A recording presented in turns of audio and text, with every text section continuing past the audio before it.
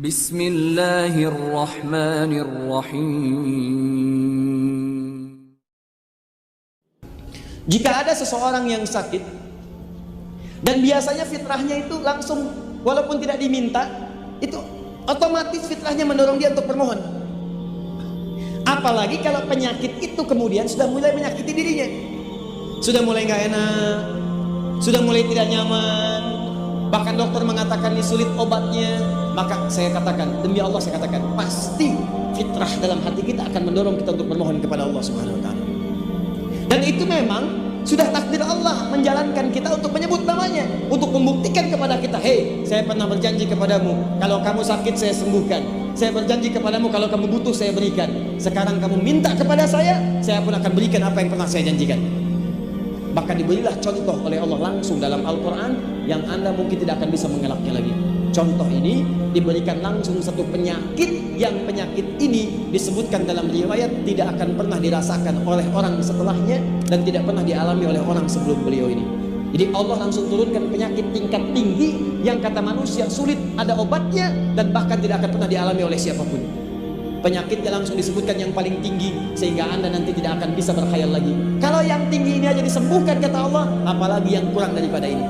Dan di ujung ayatnya, kalau ada orang yang mengamalkan amalan yang sama seperti ini, maka saya akan sembuhkan kata Allah seperti saya sembuhkan penyakit yang berat ini. Yuk kita mulai ayatnya. Wa ayyuba.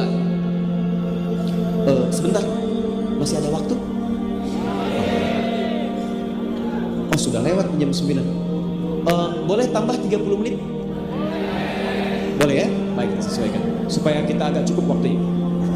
Dah fokus, sekarang kita fokus ke pembahasan ya. Wa ayyuba. Gak usah diikuti. Ini bukan doanya, ini ayatnya mau saya kisahkan ya. Bukan doanya.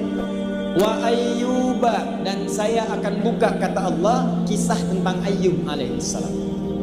Contohnya Nabi Ayyub. Tahan. Biasanya dalam kaidah kalau ada kalimat pertama disebutkan dalam urutan bahasa Arab, baik dalam Al-Quran, dalam hadis atau yang lain, itu normalnya menggunakan dhammah. Disebut dengan mubtada. Al-masjidu kabirun, harakatnya u. Setiap kalimat di awal kata harakatnya menggunakan u. Tapi yang menarik ini menggunakan fathah. Maka Anda membacanya harus dengan menggunakan ilmu balaghah. Setidaknya ada turunan nanti di fikih lughat untuk membahas tentang makna harakat. Jadi nanti di bahasa Arab itu setiap harakat dalam bahasa Arab itu punya makna, ada artinya. Fathah kenapa disebut fathah? Kasrah kenapa disebut kasrah? Dhammah kenapa disebut dhammah? Ada kaitan dengan bacaan, ada kaitan dengan makna-makna tertentu sesuai dengan konteks kalimatnya.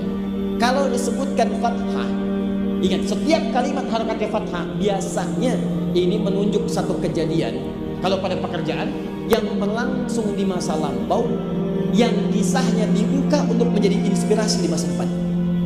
Saya ulang, kalau ada kalimat kata kerja atau misalnya sifatnya benda, baik itu manusia atau kejadian tertentu, harakatnya menggunakan fathah a di atas a, ini menunjukkan fathah sesuatu yang terbuka.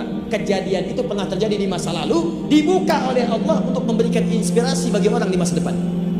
Seakan-akan terjemahannya kurang lebih demikian. Wa ayyuba, sekarang kami akan buka kisah Ayyub alaihissalam.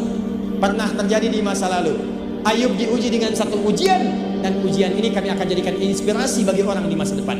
Kalau mereka mengamalkan seperti apa yang dikerjakan oleh Ayyub alaihissalam, maka kami pun akan berikan anugerah seperti Nabi Ayyub mendapatinya. Apa ujiannya? Teruskan ayat. Idnada rabbahu anni massaniyad-dhurru wa anta arhamur rahimin. Yuk kita mulai rahasia terbesar. Saya hapus ini dulu. Yuk rahasia cepat. Anni massaniyad-dhurru, ya Allah saya sakit. Jadi Nabi Ayyub itu di ayat ini dilukiskan diuji dengan penyakit. Pak, Bu, Nabi aja sakit. Masa kita yang bukan Nabi gak mau sakit? Nabi aja sakit. Dan luar biasanya bukan sakit biasa. Nabi Ayyub itu orangnya luar biasa, keluarganya sejahtera, istrinya cantik, menemani setia pada beliau, anaknya 12. keluarga sejahtera, orangnya kaya, asetnya banyak, punya kebun, punya hewan-hewan ternak, kaya, sempurna hidupnya luar biasa. Nabi, Rasul, dekat dengan Allah, keluarga sejahtera, aset banyak. Diuji oleh Allah dengan 3 ujian di 3 hari berbeda. Hari pertama hancur semua asetnya, habis. Maaf, kebun-kebun terbakar, binatang ternaknya mati semua. Dalam sehari, habis semua, bangkrut. Apakah mengeluh? Tidak. Coba cekan dulu.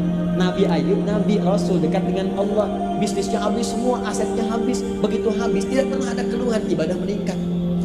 Antum Nabi bukan, Rasul bukan, baru keluar dari masjid hilang sandal aja udah ribut. Saya pas, saya setelah harga itu sudah lama sih Pak, sudah jepit. Apa yang terjadi? Ningkat ibadahnya. Hari kedua, tambah lagi ujian kedua. Apa itu? Anaknya yang 12 wafat dalam sehari. Ini 1, 2, 3, ini tidak. Sehari wafat, 12 orang. Apakah bersedih? Wajar ada rasa sedih, tapi kesedihan itu dibawa untuk meningkatkan ibadah. Dekat kepada Allah.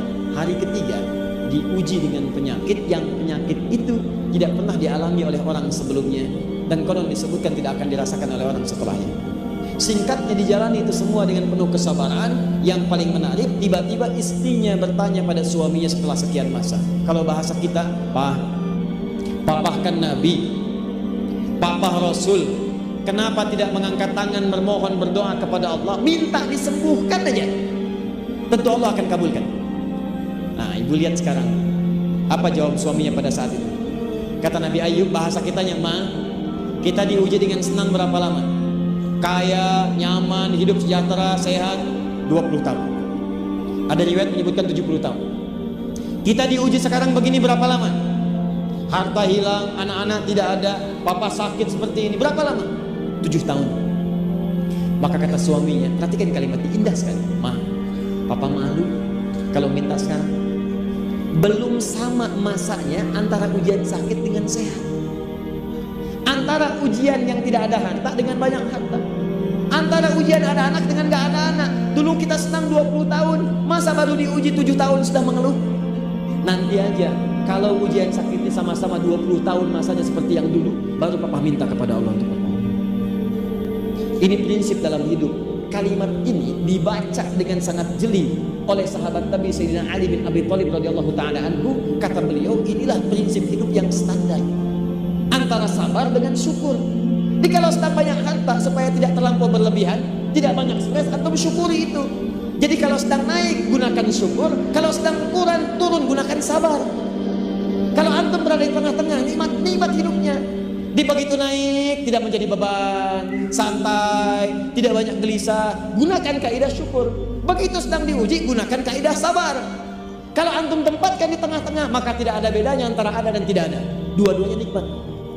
Coba deh ibu dan bapak terapkan di rumah tangga aja, syukur dan sabar. Enak. Pernah ada 2 orang berumah tangga di masa lalu, ini kisah nyata, salafus saleh. Rumah tangga sering bercanda, candanya tuh indah.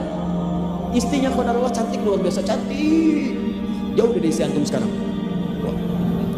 Suaminya biasa-biasa, jauh dari suami ibu sekarang. Ya, jadi suatu kali begitu dandan indah, cantik keluar, itu suaminya menatap, matanya tak berkedip, kepalanya tak berpaling, begini aja. Kata istrinya, Zauji, mabika, sayang, kamu kenapa?